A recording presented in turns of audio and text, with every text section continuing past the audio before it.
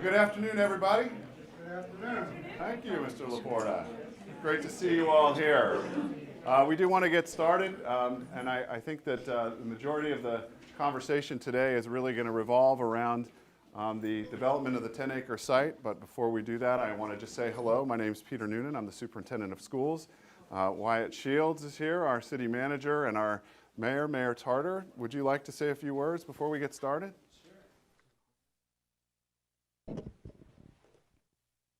All right. Well, again, I just want to thank you all for coming out. This is a pretty exciting day, I think, for a lot of folks in the city. There's been a lot of work that's gone on, a lot of groundwork that's laid the path for us here today, but it hasn't been so much public because we had a procurement process that required by necessity that a lot of these things be held confidential and outside the public eye.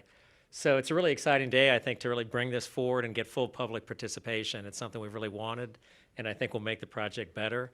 Evan and Company, I think you're going to find that we've got some very dedicated boards and commissions with a high level of knowledge and skills, and many of them are here today with us. But so far, I think the project is great. It's only going to get better.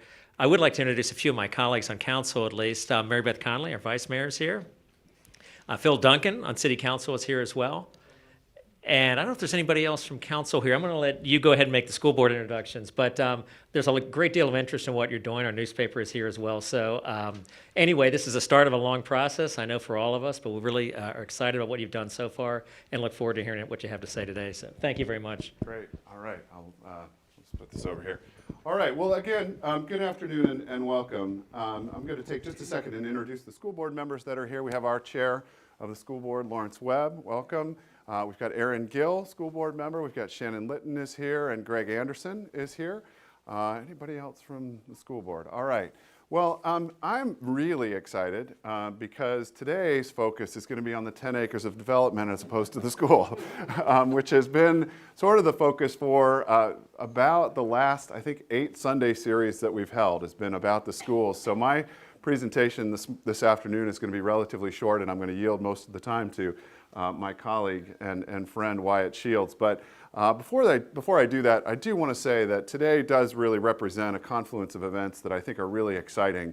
Mary Beth Conley has been talking a lot about sort of how the zipper, if you will, are kind of coming together and intermeshing with each other, and sort of the schools project being one side of the zipper and the city being the other side of the zipper.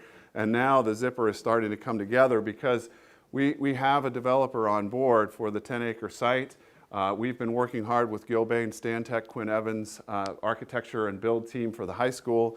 They've had a chance now to meet on a couple of occasions and talk about sort of how do these two sites interplay with each other and what are some of the possibilities and really opportunities that are there to really make this site something special. So when we talk about this site, we've talked a lot about it being our school site and then the West Falls Church development site, or the 10-acre site as it's sort of affectionately known. But now that we've got some really EYA, P.N. Hoffman and Associates together, now we can really talk about this as being a comprehensive site that includes economic development and the schools, and we're really excited about that, to have both partners on board. So with that, let me just take a second and sort of orient you to where we are with the schools. The last time we met together, I went through the schematic design in great detail. It took about an hour and a half, and then we did some questions and answers at that point. And it was a really good opportunity to sort of share where we are. But just to kind of reorient you here, on the right-hand side, you've got the 3 bars that represent the high school, the new high school. The right-hand bar is the 4-story bar. The middle bar is sort of the heart of the school, and you'll see a couple vegetative roofs there that sort of step up that represent sort of that heart of the school where students come in. And then the right-hand bar is what we are calling sort of the fat bar, which has the gymnasium, it's got the auditorium, and it's also 5 stories. So it's a little bit taller, and then 2 stories below grade as well. It butts right up to the stadium field there. We've got a brand new softball field that will come online, new tennis courts that will come online, and a new multi-purpose field in the back that will also come online. What won't be touched during any of the construction is the baseball field and the stadium field. Those will still remain in use, and we're excited about that. There will be a connection to the middle school, so you'll see on the top section here a little low area that kind of runs parallel to the back side of Henderson. That's one of the connecting points, and then also the piece right next to the 4-story bar is a connecting point too. It will not be a wide open connection where kids will easily sort of maneuver through. It will be a hallway, but the doors will be closed, so each of the 2 buildings will maintain their identity and their presence. So we will still have a Mary Ellen Henderson Middle School, and we will have a new George Mason High School.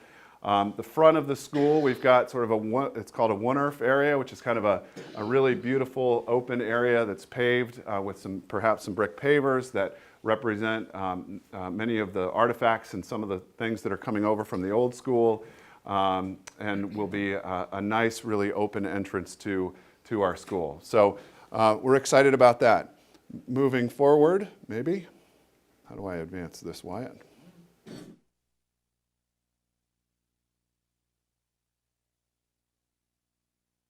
Oh, that'll do it, probably. Okay. So the next piece of this is kind of where are we in the process. So let me click us forward here.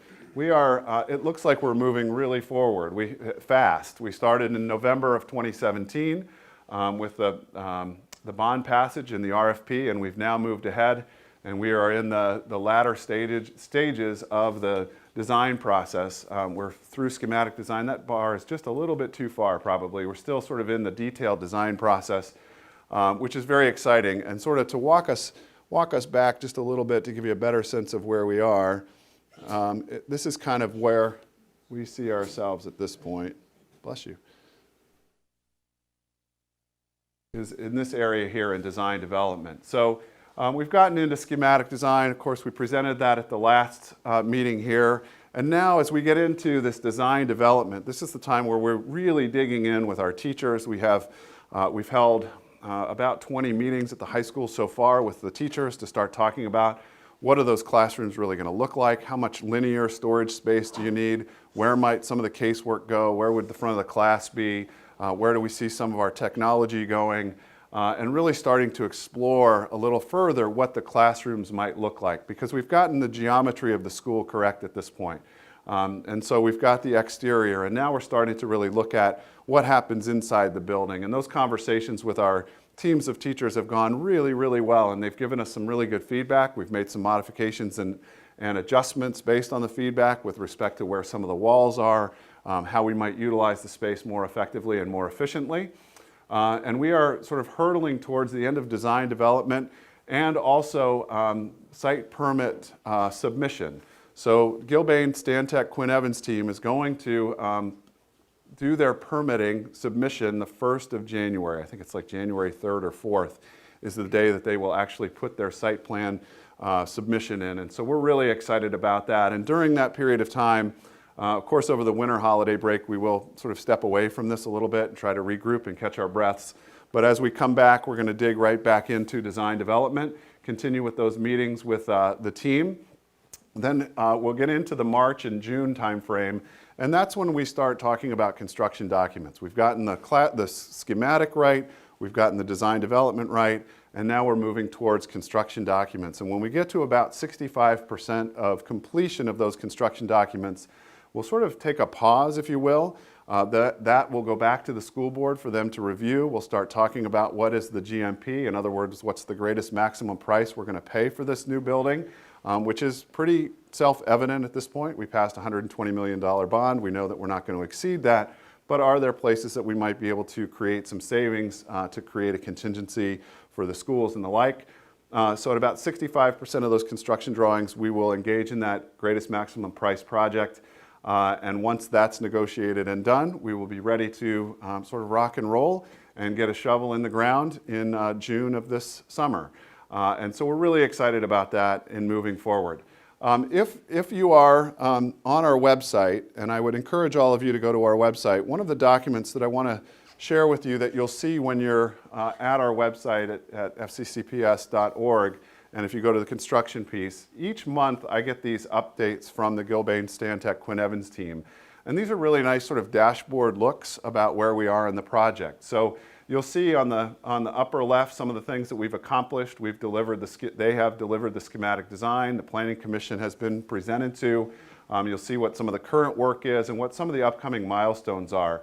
So here they have in December the submission of documents for site plan approval. They've actually pushed that, as I said, to January because they really want to get it right, and they also know that the city is also going to take a break around the holidays, so why put something in that's just going to kind of sit for a couple of weeks? And so put it in January, really hit it full force, and then in February, again, we'll continue the design development.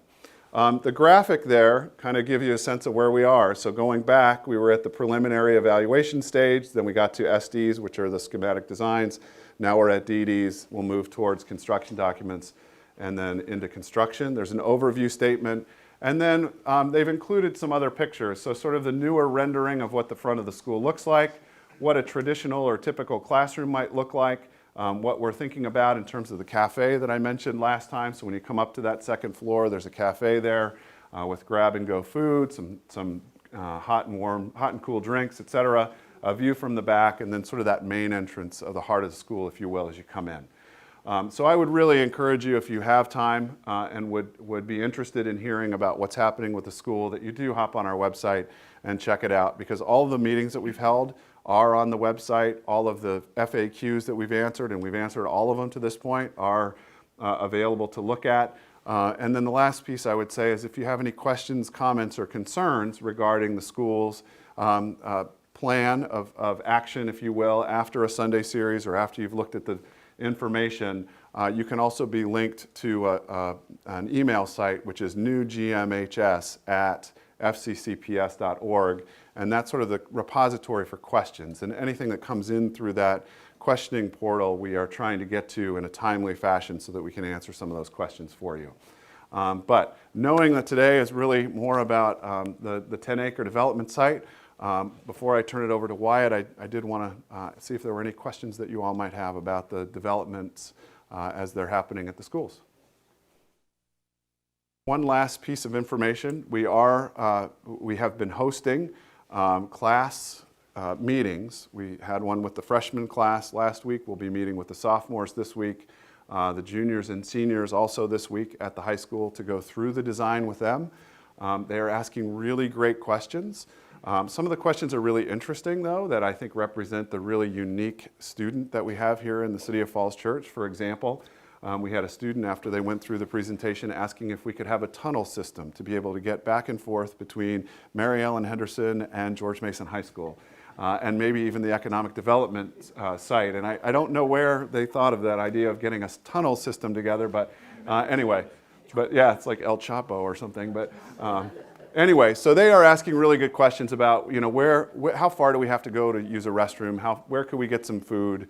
How can we access outdoor space?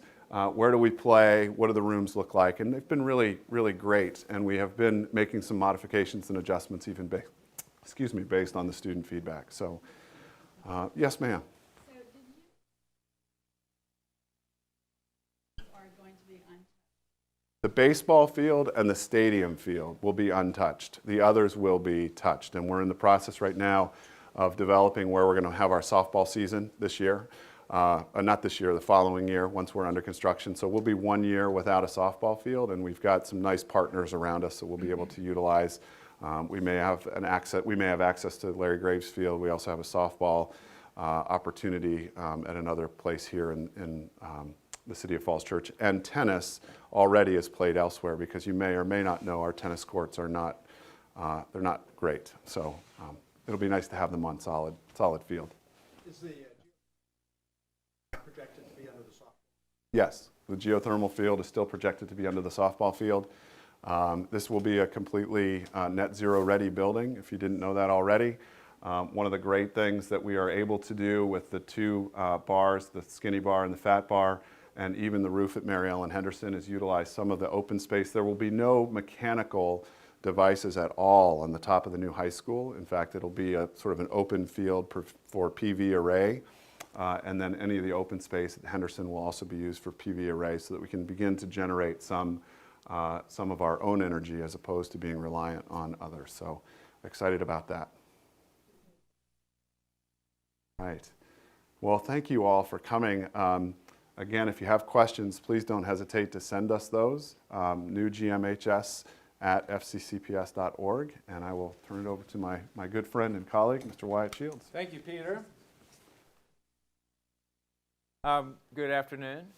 My name is Wyatt Shields. I'm the city manager, and I'll do a quick introduction, and then I'm going to turn both the microphone and the floor over to Evan Goldman, who will present for the EYA P.N. Hoffman Regency Center's team, which is the city's selected partner for the 10 acres of development. I'm joined also by our project manager, Carly Aubrey. And as we're going through boards and commissions, Carly's going to be really a key staff member who's going to work with your staff liaison, with your board or commission on the application and on the comprehensive agreement as we go through the process. So just by way of introduction, there are some new faces in the room, and so welcome. We're glad you're here. This is actually, we've had 9 of these Sunday series meetings over the past year, and so this is our 10th. And we've tried to, as we've gone through every step of our process, we've tried to keep the public up to speed with what we're doing. And just by way of background, one sort of fundamental question is, why are we taking 10 acres of school-owned property to market? And the answer is, and this has been part of our thinking through the referendum and from the beginning of our planning, we are issuing a $120 million bond for the high school. That would be the equivalent of about 15 cents on the tax rate for your median homeowner, or 15 cents on the tax rate for all of our city. And so with the project that we're proposing, we believe we'll significantly reduce that. And in fact, the City Council has already raised taxes to help fund this project, and we currently anticipate that there will not need to be any additional tax rates increases for the high school project because of the economic development project that we're talking about in this presentation. The way we've managed this project is there's sort of 2 big areas of work. One is to design and build the high school, and Dr. Noonan and the school board are in charge of that project, and the City Council is in charge of the economic development piece, and the city staff are working through all of our boards and commissions on that. The 2 have to constantly inform each other. One can't happen without the other. And so we have a campus coordinating committee that's working to make sure that as we proceed through these 2 parallel projects, we're constantly informing each other. So what the last threshold that we've crossed is the council has entered into an interim agreement with the development team that you'll hear from in just a moment. And that came about after a pretty long process that stretched out since March to select that partner. In March, we issued a request for conceptual proposals. We received 6 bidders. And then in June, we down-selected those to the top-ranked, and we asked for detailed proposals from just the top-ranked of those original 6. On August 29th, we received 2 detailed proposals, and these are really thick books with all of the information that you'll see in just a moment. And then on November 19th, the City Council authorized me, the city manager, to execute an interim agreement. And what that interim agreement does is lays out a 6-month work plan for us to work together to develop a comprehensive agreement and a land use application, which will be very public. Everybody can weigh in on, both of which we intend to have final action on May 28th, 2019. And so Carly's going to describe that process in a little bit more detail. The evaluation committee was stood up to go through all these proposals. We had 8 meetings of that evaluation committee, multiple meetings with the bidders to clarify information. There are really 3 big areas that the evaluation committee was looking at, and ultimately the City Council looked at to make this selection. Number 1, value to the city. What was the transaction and what value would it create for the taxpayers? 2, what was the quality of the development program? And what you'll see today, I think, illustrates a very high level of quality for the development program. And then project execution and risk. Has the team done this before? What's their track record? What's their financing? What are their assumptions? Are they all within the bounds of what's reasonable? And we had an outside independent expert help us make those judgments because we're not in the commercial real estate business ourselves, but we did have a very strong risk evaluation as well. But our team, and I think this is the point where we'll introduce Evan and Sean and the whole team. EYA, and they'll be able to tell their story a little bit for you as well, but some projects that you'll be familiar with that they've worked on. They were involved in the Mosaic just down the road.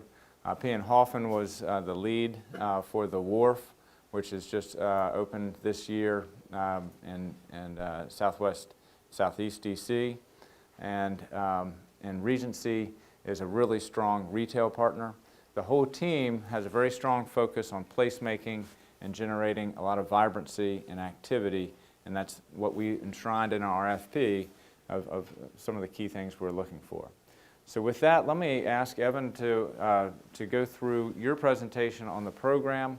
Then I'll come back to talk about the major key terms in this development agreement, and then we'll talk schedule, and then we'd like to get comments and questions. In fact, before we talk about key terms, I think we'll let Evan and the team answer questions on the project. Do you want this one or? Whichever one you recommend. Why don't you do that one since you're going with it?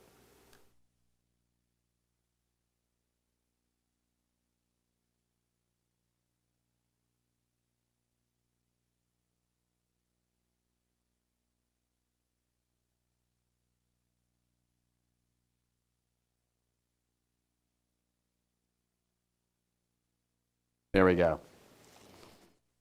Can you all hear me pretty well? Okay, great. If it starts echoing, let me know. So first of all, thank you for the introduction, Wyatt. With me here right in front is Sean Seaman, who's kind of my counterpart over at P.N. Hoffman. We also have on his team Laura, I always call you Sean Feld. Sean Feld. And Brian's with Torty Gallus. He's one of our architecture, or one of the people working on our team from an architecture perspective. Why don't you guys wave your hands back there? We also have Dave Lasso, who you probably know, and Karen White from, Dave's our legal counsel, and Karen's our civil engineer from Walter Phillips. So we can kind of answer questions from all different disciplines you might have today. But we're delighted to be here, very excited to have kind of this first formal public meeting. My name is Evan Goldman. I'm a Vice President of Development and Acquisitions at EYA. We're a local company. We've been around for about 26 years now, and we largely build neighborhoods, typically with the residential side, focusing on the residential side, but a lot of placemaking, park spaces. We bring in partners on the commercial side, as we've done here, and so this is right up our alley. Prior to this, I was at a company named Federal Realty, which owns 2 large shopping centers in Falls Church, so I'm familiar with the area. But more importantly, I spent about 8 years working on a project called Pike and Rose on Rockville Pike that's similar to this. It's kind of a that was on a similar type of road, and it was an urban mixed-use project like we hope to create here. And then, as was mentioned, Sean has incredible experience from having run the Wharf, which is, in my view, probably the best project or neighborhood that's been built in the city in about, 30 years, or in the metro area. So what we're going to talk about today, if you just go to the next slide, is this, do I use this thing to advance or just touch it on there? Okay, there we go. Okay, perfect. So EYA, P.N. Hoffman, and Regency are equal partners on this. I had been talking to the city about this site for about 5 years, even back when I was with Federal Realty. And then knowing that the city has a very strong interest in seeing really good commercial development, both office and hotel, as well as retail on this site, we pulled in P.N. Hoffman because of their office and hotel experience, as well as their ability to curate cool placemaking and retail. And we pulled in Regency because they're one of the largest retail developers and owners in the country, and so they have relationships with all the types of tenants that you might want to see in the city, and in fact, a really good relationship with some key tenants. So that was the team we pulled together back in January to start thinking about the site. And so all of us are very knowledgeable on the project, but Regency would be the person that's going to focus more on the retail side. P.N. Hoffman will be very focused on hotel office, and then both EYA and P.N. Hoffman will be focused on the residential portion of the project. How many of you have seen the site plan already from the news or in looking things up? So, okay, so about a quarter of the room, so good. So for a bunch of you, this will be new. This is the economic development site. It's about 10 acres. The school site is right here. So Mary Ellen Henderson is sitting right here, and the new high school up there, Leesburg Pike and Haycock Road on the far right. And there were a few key constraints as we started thinking about how to design this site to meet the needs of the city from a tax revenue perspective, from the type of development they wanted to see, to be careful about not introducing too much residential because of concern about overcrowding in the schools. And so, for example, our first plan was, we can give you a lot more money and just build townhomes, but there was a concern about how many kids that would generate for the schools. And so that had a lot to do with where the site ended up. One of the major issues on the site is there's a lot of grade. As you drive up Route 7, you probably recognize that there's a hill as you get to the top towards the high school. It's about 26 feet from here to here, which is about 2.5 stories of a building. So quite a bit of grade. And so one of the first things was, how do you create a great flat retail main street that people can stroll and feel comfortable, that can be handicap accessible? And so that is part of what governed creating that retail street in that location. One of the initial ideas before we got the topographic map showing us the kind of the mountain that the site's on, it was to have a retail street running east-west towards the school, connecting to the Federal Realty Shopping Center to the right. But that would create a situation where you'd be walking up a hill along the retail. You wouldn't be able to have outdoor cafes. The retail, individual retail pieces would be sloping up the street, which makes it hard to have tenants have flexibility on how big they want to be. And so having a flat retail main street is really critical. So that governed the location. The second piece was this goal to try to connect this development site and the city to the metro. And so many of you know that the metro is back there. It's one of the lesser utilized metro stations in the system. And so how do we create, for pedestrians, cyclists, as well as cars, much better visibility and direction towards the metro itself, and make that walk to the metro attractive and nice and appealing so people will be more willing to do it versus kind of through parking lots. And so that was the second reason why we directed it this way. A third key issue was there's a desire to have a grocery store in this site, and the logical location for that grocer is right here at the corner of Haycock and 7, where there's the most visibility and where you have a traffic light where cars are stopped and they can see the store. And so with a grocery store here, that somewhat dictated the size of that block with the grocery store and parking behind it, and that's why you see that's one of the larger blocks on the plan. The fourth thing was interactions with the school. And so originally, if those of you haven't seen the original plan, the high school had a field here and then a little bit of parking below it. And what that did is it created a little bit of a barrier between the economic development site and the high school. And it made it hard to have streets that connected through between the development. And so when the high school team selected the high school selected their construction and development team, one of the changes that came with that was the proposed design from that team, which was to create this really nice plaza in front of the high school entrance and to have this grand entrance gesture to the school. And that opened up the ability to connect our site to that site and really have them work collectively. And in many ways, it actually informed our retail merchandising strategy for our site. So part of the retail that we'll have on our site will be geared towards high school students, families, middle school students, things that they might want to do directly after school, make it easy for parents when they're doing drop-off or pick-off to also do errands while they're there. And so the retail merchandising strategy here will have, on top of the grocery store, restaurants, coffee shops, but also, one of the tenants that we're talking to is a music school. You can envision a karate studio or dance studios, the types of things that kids might want to do for activities as they leave school, and gives them kind of that after-school activity. The last piece was, and it's really critical, if you're going to create a place, you really have to deliver a lot of it at once. And so you've probably seen developments over time throughout the region where they kind of go piecemeal and there's a building at a time. And what often happens is that building is never as exciting as people expect it to be. The retail never does as well as they hoped it would be. And then the next building never happens and it sits as a parking lot, and these big kind of planned projects never really come together. It's critical in your first phase when you're delivering to have enough critical mass of retail that the actual retail can all be successful and work together. It's also critical to create the neighborhood and the park spaces and have all the placemaking and make it exciting. So the first time that you, as a customer, walk onto that property, you feel like it's safe and it's complete and it's attractive and you want to come back. And you don't go home and tell all your neighbors, maybe it'll be good in 5 years or 10 years. That's really important. And so we tried to come up with a plan with different uses on each block so we could deliver all of this at once. So this is 925,000 square feet of development in the first phase. And when it delivers, it's almost all of the retail, 125,000 square feet of retail. It has a senior housing component, a hotel, an office, multifamily apartments, condominiums, as well as all the retail and the park, all in that first phase. So there will be 2 years of construction, but when that construction's over, it's really over. And for the most part, the whole project is built out. The remaining pieces on the outside will be developed after phase 1, but you can see they're far from the high school. So there's this separation between the high school and the future construction parcels as well.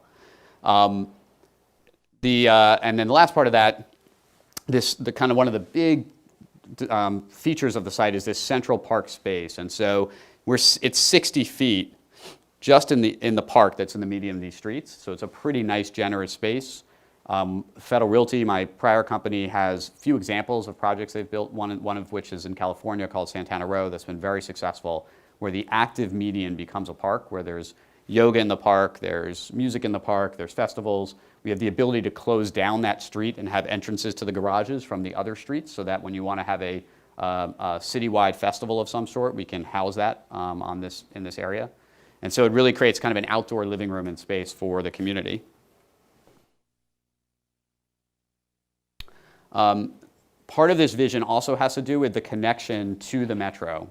And so as you know, the high school site is 10 acres. Next door to you is a Virginia Tech parcel that's 8 acres. And beyond that is a WMATA parcel owned by Metro that's 15 acres. And so one of the kind of visions we've been thinking through is how do you connect this site ultimately to Metro so that the whole thing feels like it was planned collectively, and so that you have a retail main street that continues all the way from 7 back towards the Metro and makes that entire walk more attractive and safer and nicer experience. To give you a sense of scale, that 34 acres is about the size of Mosaic District down in Merrifield, so that just gives you a sense of scale of how big that property is. But obviously today it doesn't feel like that at all. It's kind of individual separate parcels, but we have an ability to link them together. So our team is one of 2 finalists for the Virginia Tech parcel. Their idea is to stay on site as of right now and keep academic programs there, but potentially add some student housing, potentially add additional programs or newer buildings there. So we're working with them to think through that process, and they will hopefully select one of the 2 teams sometime early next year or in the next 6 months. What's critical is really creating the street that connects right through the middle, so that pedestrians, bikes, cars have the ability to go all the way back to the Metro without having to come back out onto Haycock, which is already, as you know, has traffic today. Beyond that is the Metro Station property, and so the comprehensive plan in Fairfax County calls for fairly, lower scale residential development on that parcel, and that's generally what we're showing there with a little bit of retail to continue that safe pedestrian walk all the way back to the Metro, kind of having stores open as you come home or as you're going to work early in the morning or coming home late at night.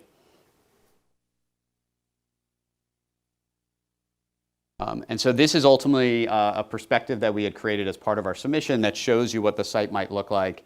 We're standing on the Virginia Tech parcel looking out towards Route 7, which is in the distance, and this is that Main Street park. And you can see there's little retail kiosk buildings in the center, so you can grab ice cream and sit out in the park on a nice day. There's a second kiosk. We'll figure out what the right retail is for that space. But those kiosks serve an important purpose in that they connect the retail from both sides of the street to each other, so it feels like it's all connected. And then it also enlivens that active park. So it allows us to have programming in the park. It makes sure that people are coming to the central space and the actual park itself. And you can see how small the people are to get a sense of scale of how big that space is. And this is an image down inside that park space as well. One of the critical pieces that we're looking at right now is this building right here. And I'll show you where that is on plan. Give me 1 second, sorry. I realize every time I go in front of it, I'm doing this. I'll stand on this side. There we go, that's better. Only took me 15 minutes to figure out that I should be on this side. So this space up here is the hotel, which is attached to, we're calling it the Civic Building, and that's a music venue. So the second floor of that building is a music venue with an outside deck of about 4,000 square feet. That will have concerts and music. We had talked about with the city this idea of wanting to have a large space for events inside the city. And so that is a big open room that has the ability to be rented out for parties, rented out for special dinners, and it's connected to the hotel. So people can stay in the hotel on site, have this great room right next door. On the weekends or evenings, it can be also used for music.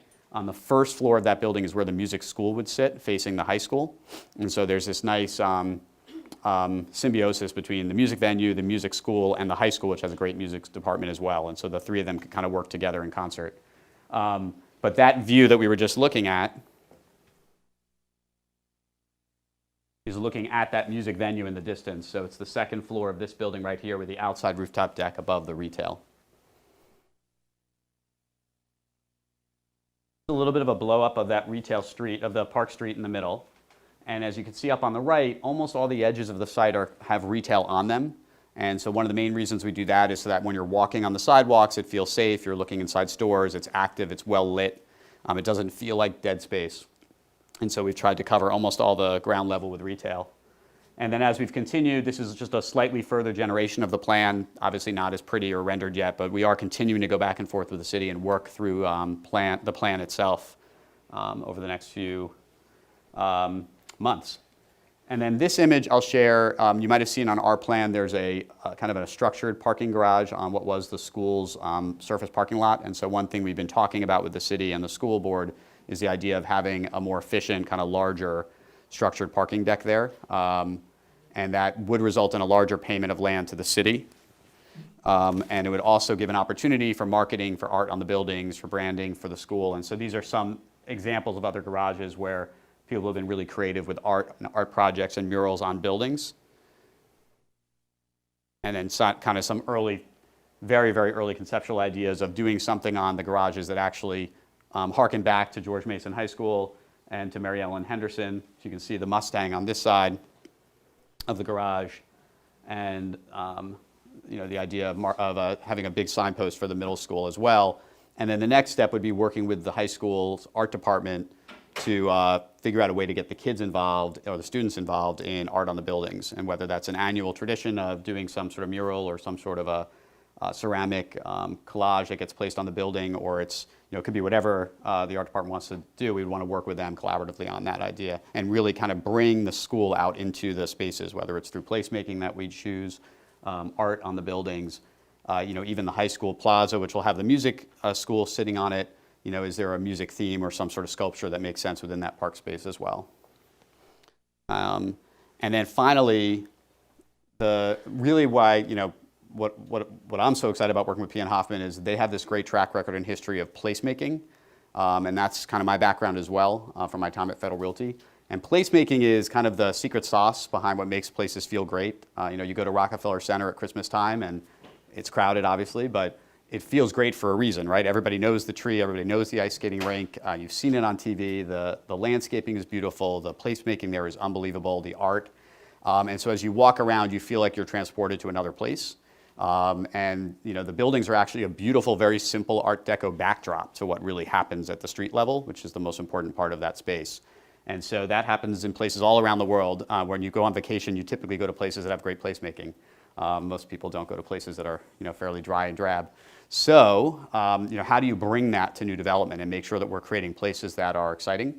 And so part of it starts with people. How do you create places that can be used by people, that encourage people to come? Places are not exciting if they don't have a lot of people in them. And so, whether it's through music events or festivals, having a regular cadence of things going on inside the development, so you can count on the fact that if you show up on a Sunday, there's going to be something interesting to see or something interesting to watch. Whether it's kicking off a run or a bike ride or going and doing yoga in the park, there's a reason why people will be showing up on a regular basis, and that's the type of stuff that we have a lot of experience cultivating within our neighborhoods or the neighborhoods we develop.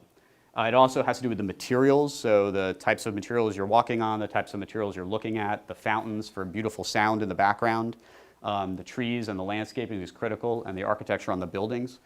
For everybody's different, we're all unique, so one of you may respond more to landscaping and fresh flowers, and one of you may respond more to really cool, pretty architecture. Another one might prefer just to sit and watch people go by. Everybody's different, and so we have to have a certain saturation level of thoughtfulness with the design of the project that will kind of cater to all different types of people. And most people will just kind of wander around and not know why they like it, but kind of like it.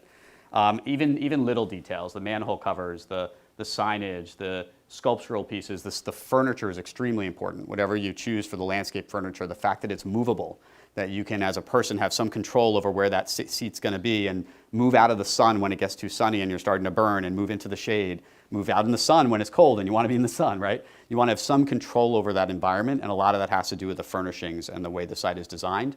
And with that control comes ownership. And so the places like Bryant Park in New York, where there's this ability to control your environment and to decide where you're going to sit and how you're going to sit and what that seat's going to feel like, or maybe you're going to sit on the grass, are the types of spaces that communities tend to then own and start thinking of as their own, and it stops being a project and it starts being a neighborhood.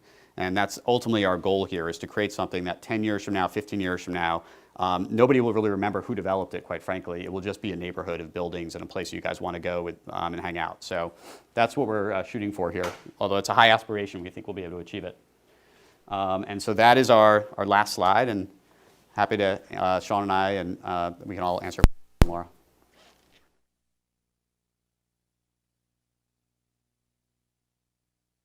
While you all are thinking of questions, I'm going to have a few slides in just a moment that will go over some of the key terms in the interim agreement, and I'll cover that material in just a moment.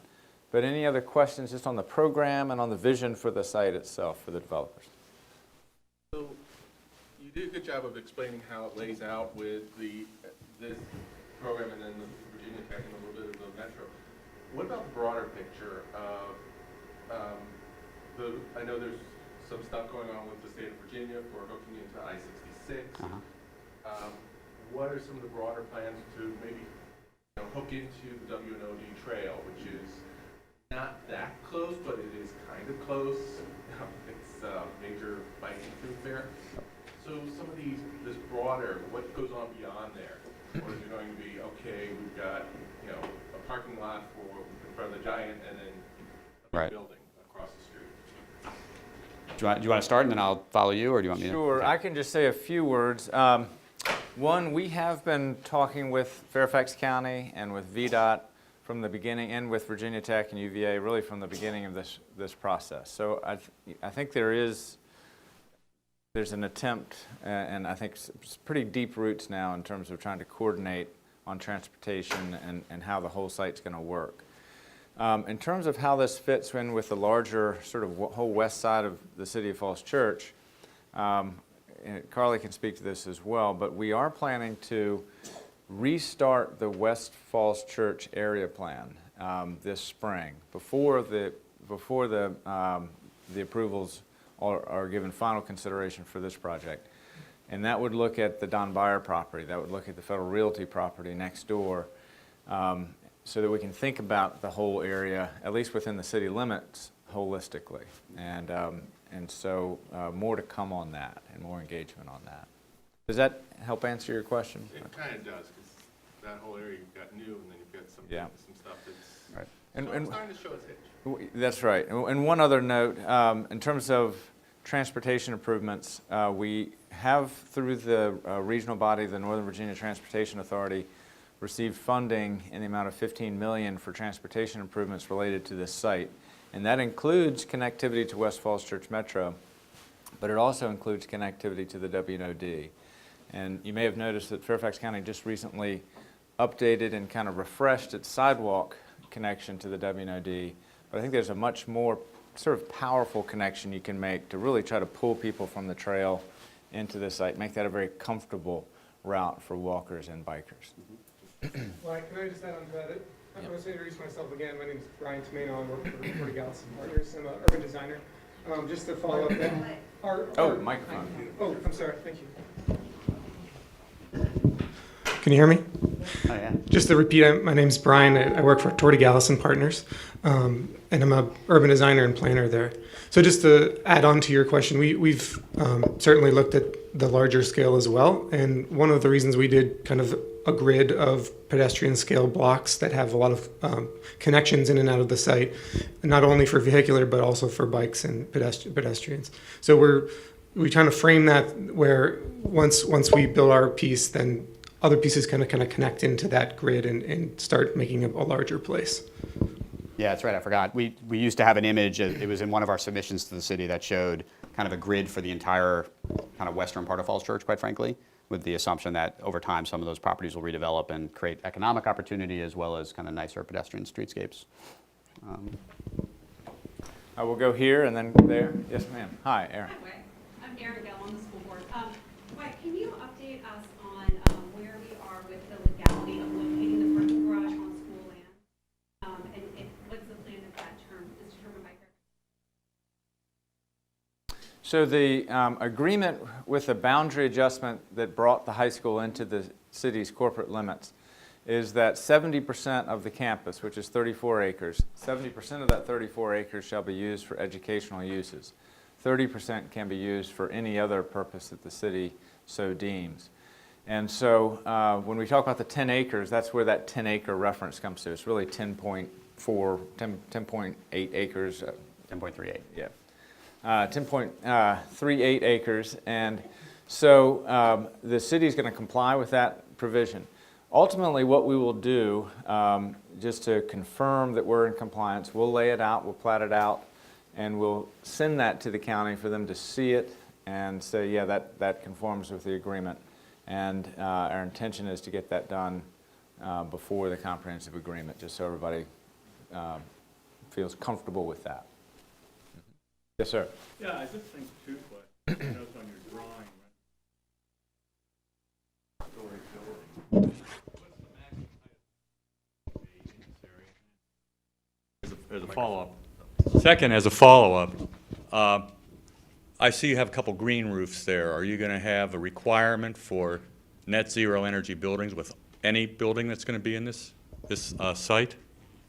So to your first question, so the limit here is 15 stories. That was kind of the zoning, I guess, was it approved last week or? That's right. So the B2 zone that was approved here last week has a 15-story height limit. We don't envision every building being 15 stories. There might be one, maybe two at most. Most of the buildings will be kind of different heights and scales, so you get a sense of kind of like when you're in an urban area, there's different heights to buildings. So the civic building is 2 stories. The first residential building is 5 to 6 stories. The office building will likely be in the 6 to 8 story range, so there'll be different heights of buildings. My guess is the future phase buildings would be the tallest ones. That would be 15 stories. As you know, it gets more and more expensive the taller you go because you get to concrete construction. And so those would be buildings you'd probably likely do in later phases. And then on the sustainability side, yeah, we actually were just talking a sidebar when the school was talking about being net zero ready, so we'll do a little investigation onto that. What we've proposed so far is almost all the buildings are LEED Gold. We're LEED Neighborhood Gold as well.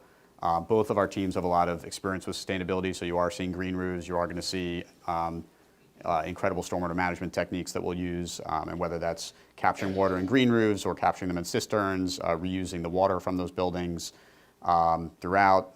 We would like to look into solar, and I know that at the Wharf you guys have quite a bit of solar.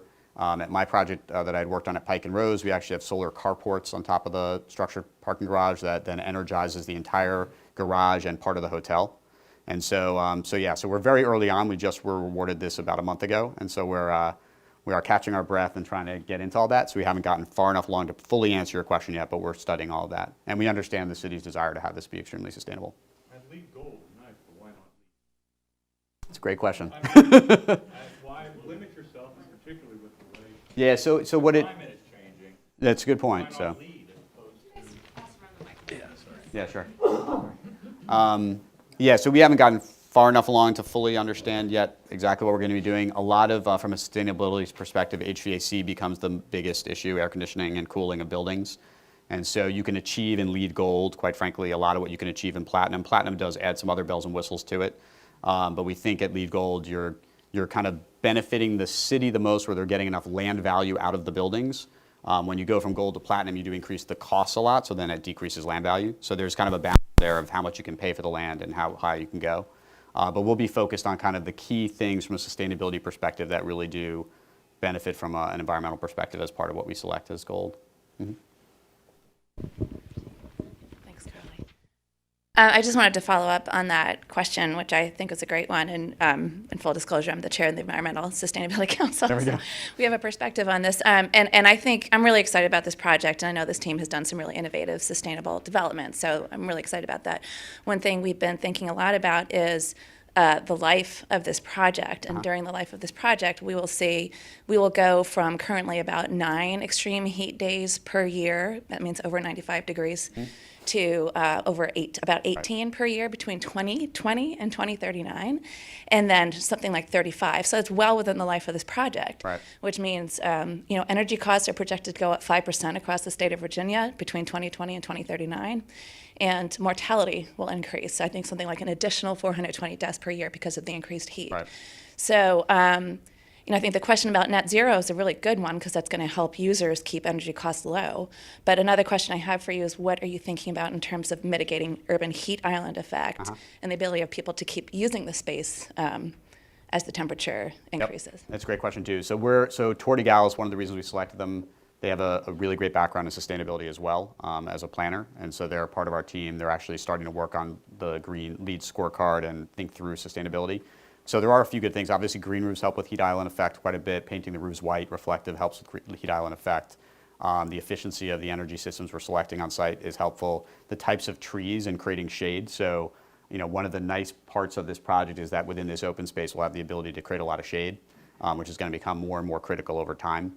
The way the site is designed also, the main street cuts north-south, so you'll get sunshine on half the block on one side of the street in the morning and sunshine on the other side of the street in the afternoon. So there will always be a side of the street where the sidewalk is shaded versus streets that go east-west where there's always one side that for almost the whole day is in the heat and this gets really hot. So as I said, we haven't gotten fully on board, far along with design enough to start really studying that stuff, but that'll be part of what we're looking into as we design. And one thing I'll just note, we did put those provisions into the RFP as well and signaled really throughout this process that sustainability and resilience was really important to the city, that this be designed for a changing climate. Yeah.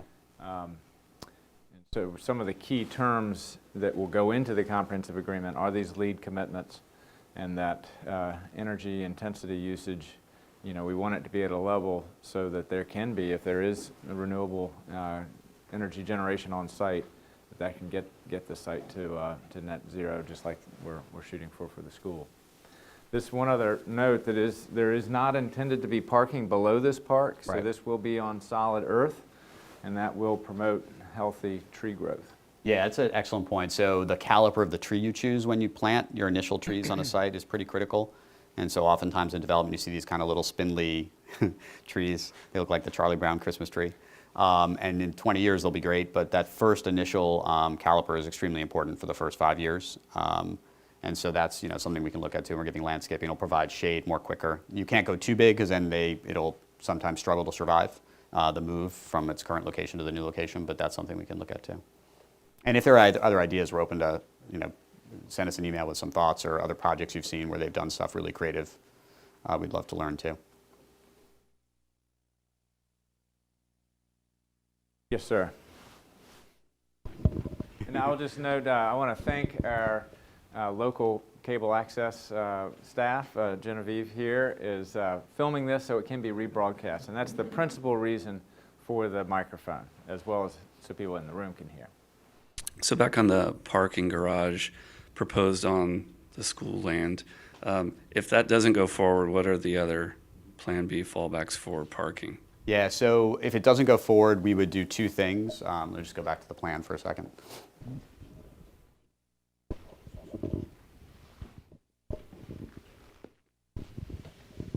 There we go.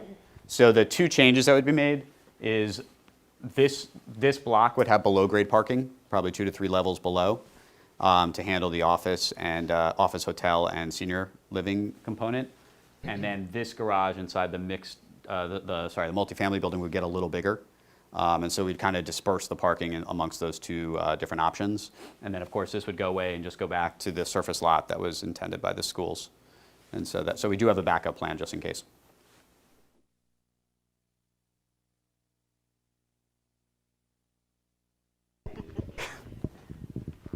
Okay, you're going to have to put up with this question every time. Will the parking garage be built strongly enough to eventually put something on top of it? The above-grade garage? You know, Yep. that question came up last time, and I I haven't- know, you'll hear, Yeah, I it came will- from me, I'm gonna you'll get you hear an about it. answer. I will get you an answer for the next time. I didn't spend any time thinking about that one yet. Okay, because that's important. There's no sense in building a structure of just a parking garage, which is very necessary, but the ability to put something up on top of it is extremely important. And we've had that situation with expansion of City Hall and all kinds of things. So that's really great importance. Okay, yeah, I just haven't had a chance to talk to the precaster to see how that works, the precast garage, but we. No, we'll look don't at that. worry, I won't forget it.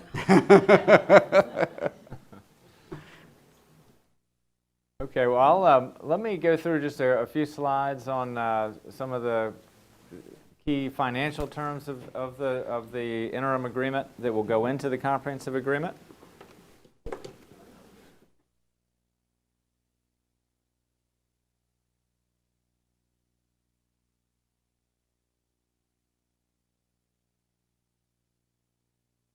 So as was noted in the material terms, the interim agreement is principally laying out a schedule for the applications and for a comprehensive agreement that will all go towards this May 28th date for final consideration.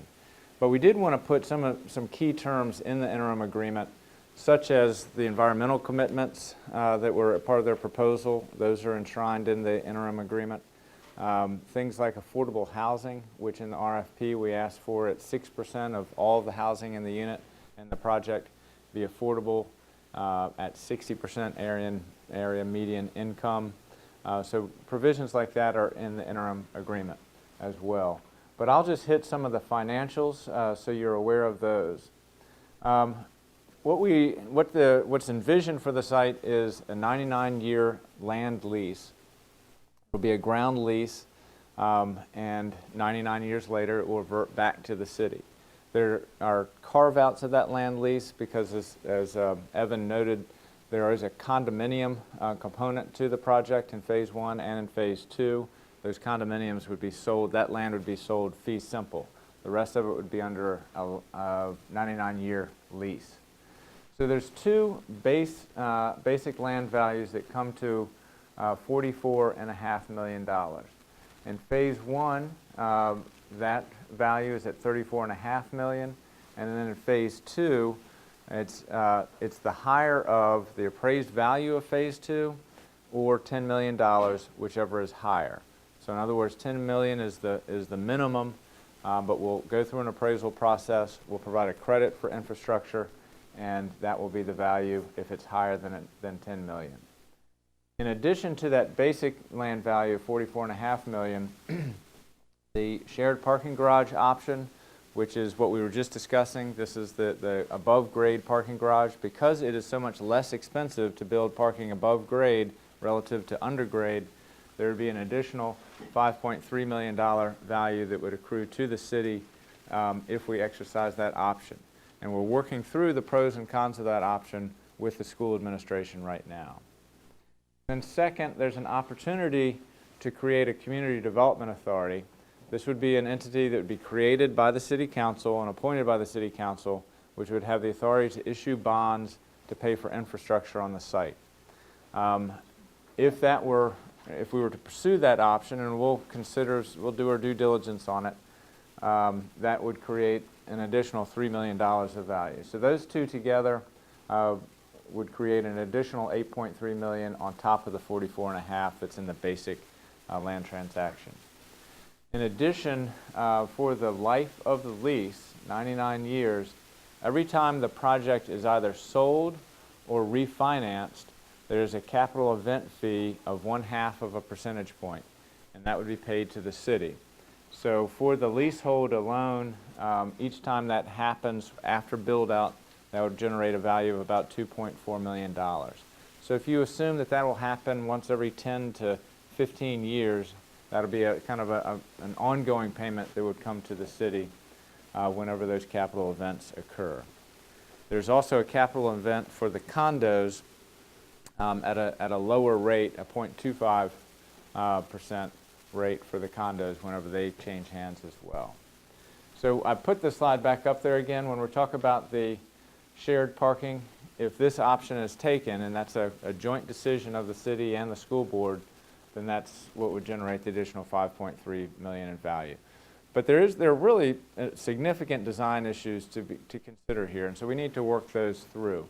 Some positives are that this provides shared parking for the schools. It would provide the 187 spaces that the schools had already designated for the ground of this site, but it would also be very convenient for football games or PTA nights, that the surge parking will be very convenient and centrally located for the school as well. Otherwise, this parking during daytime will serve the office, the senior, the hotel, and the music.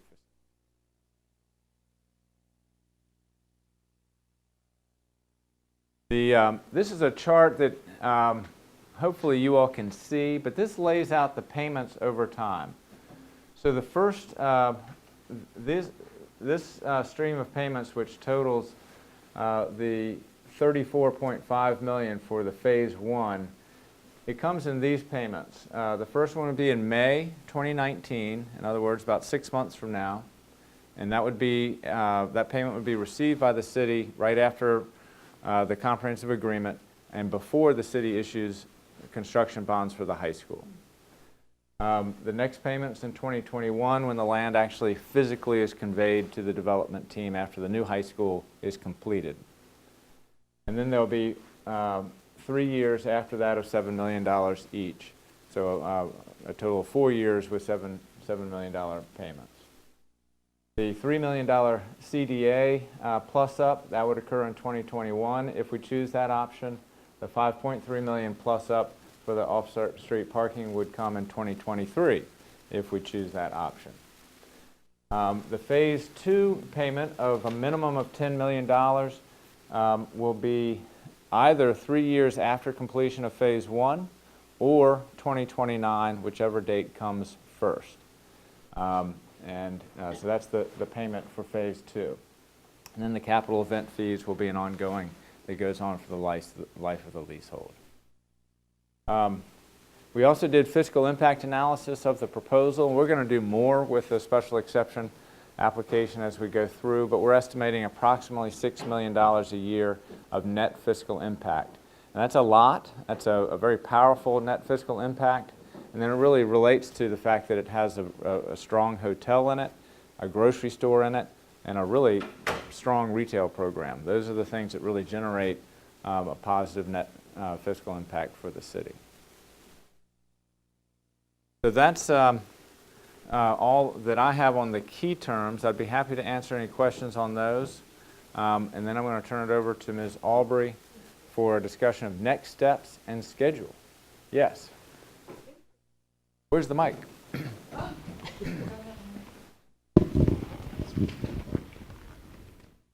Thank you. Very basic, please.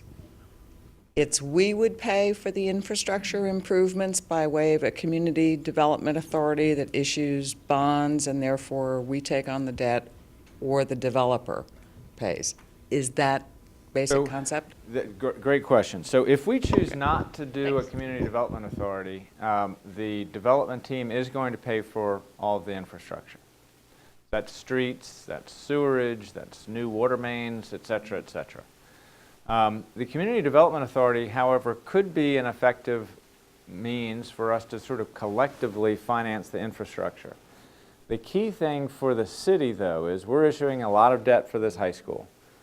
So we will have very high metrics in terms of debt per capita, debt per assessed value, and all those metrics. So we're not eager to take on extra debt. So in our agreement, we have said that if the CDA is stood up, there'll be no moral or general obligation by the city to back those bonds.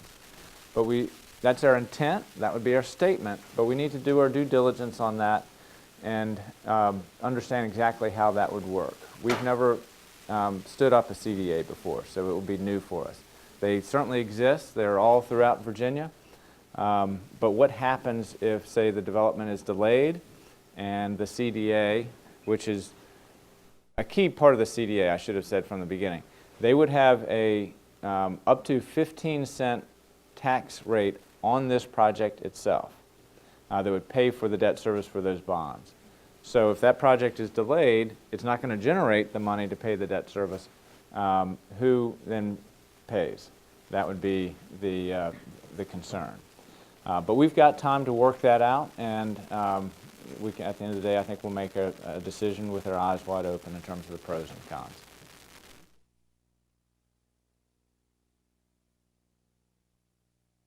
Okay, Carly. Good afternoon, everyone. I'll just go through the schedule. We are currently in the due diligence period, and that's estimated to end in mid-January. We have started, obviously, with the town hall meetings, introducing the project to the community, and we are also starting with some work sessions. They've gone to the Economic Development Authority, and this week will be going to the Planning Commission and the school board. And we've also started introducing the development team and the project to city staff, who will be reviewing the project for technical requirements, as well as the board and commission staff liaisons to get them familiar with the project and how to present it to their boards. So we are also, in January and February, there'll be a submittal of the special exception application. And then we're anticipating a first hearing by the city council at the end of February, in which it will be referred to all the boards and commissions. And between February, actually really just March and April, we'll be really hitting the ground hard as far as getting in front of all the boards and commissions. We anticipate that being primarily in March. We are looking at having sort of joint boards and commission meetings possibly to, group the groups together that have similar purviews. And that will really help in getting in front of as many people at one time. So, and then Planning Commission will have a recommendation on April 1st. Between that date and the end of May, we'll be working to incorporate board and commission comments from staff, and comments from the public into a revised application that will then be in front of the council for final consideration in late May. And as Wyatt mentioned, concurrently with that will be negotiations with the comprehensive agreement. Just want to mention that the special exception application will be slightly different format than what those people that are used to seeing special exceptions will look like. It will be truly a conceptual plan. It will look at building layout and heights. It will look at the types of uses and the quantity of those uses. There will be parking included, description of the phasing plan that they've talked about, a conceptual landscaping plan, and also general open space plan, where those open space areas will go. What won't be included during this first initial stage are architectural elements, the fine details, like what the materials are going to be, the composition of those materials, exactly where each tree and shrub is going to go. There'll be more kind of somewhat of what Evan showed with those placemaking components, kind of conceptual ideas of what we're considering. But all the comments and everything that will be gathered in this initial stage will then be fed into the next stage of entitlement review, which is the special exception site plan. And that will look at all the details that is typically looked at during a special exception, as well as the technical requirements for a site plan. And that will have a broader time frame, approximately 2 years. So that will be when the public and the boards and commissions can really delve into the details. So I think that's about it for the schedule. It's going to be really fast this next 6 months, but there'll be more to come after that. So if there's any questions.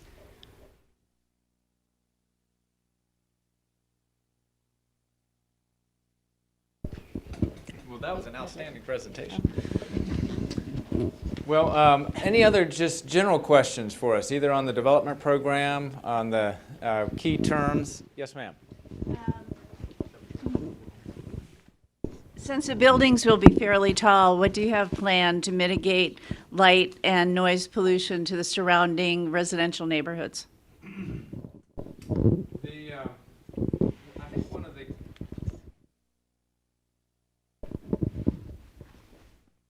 I think probably one of the key things, you asked about light and what was the other concern?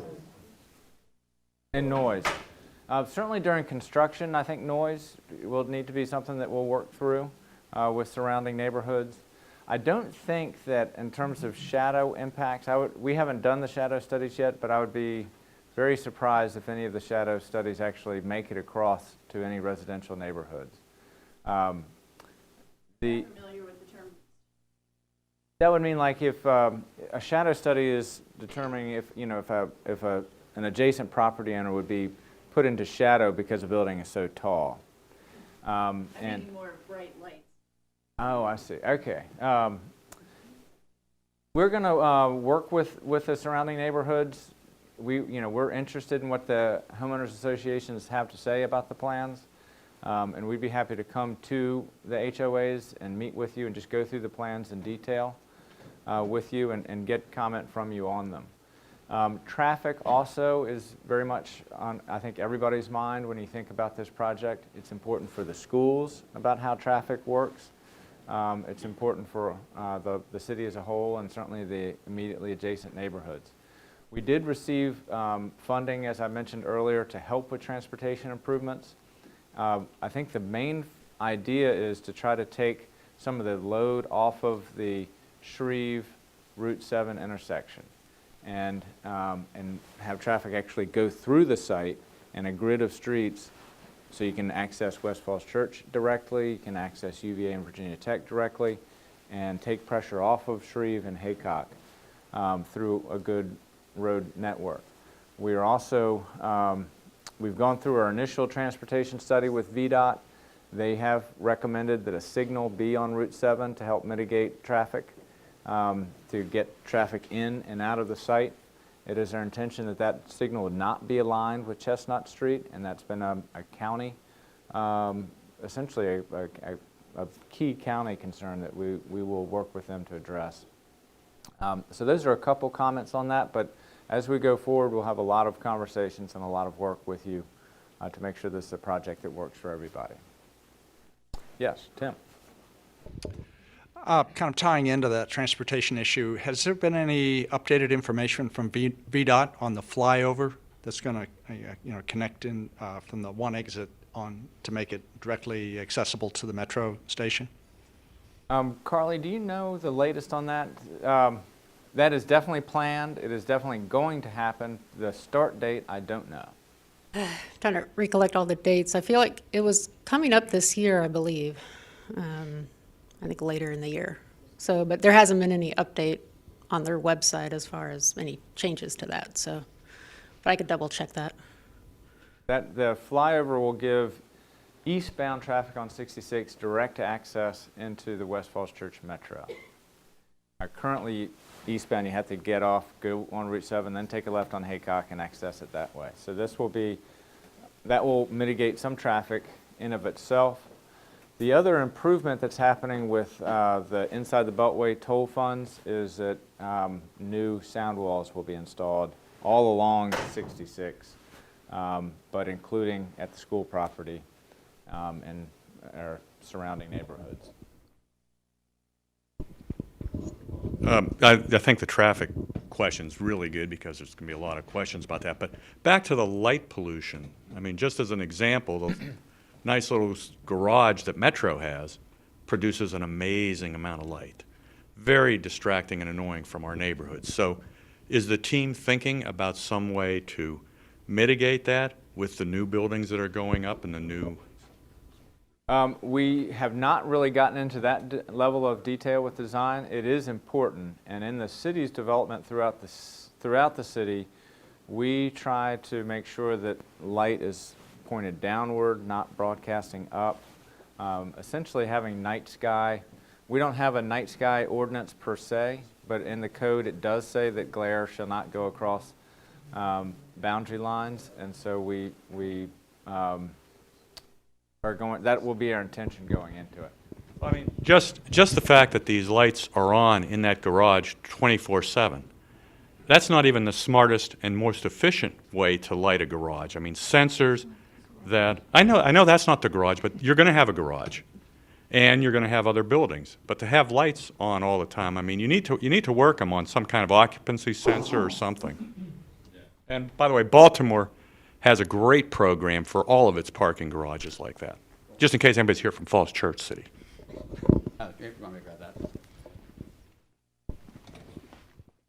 Yeah, thank you very much. So, so there's a few things we typically look at. So dark skies is important when you're designing buildings. So lights that typically going down versus up is extremely important to make sure you're not having light pollution into neighborhoods.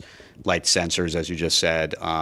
The office buildings certainly, which are, most of the residential buildings will have blinds, but the office buildings will often have light that spills out if the lights aren't off in the evening. And so almost all new office buildings are on sensors where the lights just go off if nobody's in the office building. So they go off at night and you're saving energy in that way as well. And then on the garages, to the extent that's possible, we're certainly open to doing the same thing where the lights just go off at night. We obviously don't want it to be dangerous for people going to get their cars at night if the lights don't go on. But yeah, that makes a lot of sense.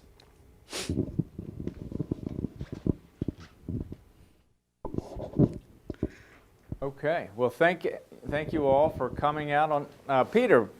You had an earlier slide that showed January 20th date as a holiday weekend, so we're going to maybe try to refigure that in. All right, we'll circle back to, and then get publicity out on when our next Sunday series meeting will be.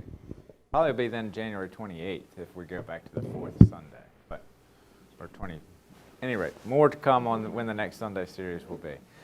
Thank you all for coming on a rainy Sunday afternoon, and we will stay in close contact as this project goes through, and looking forward to working with you on it. Well done.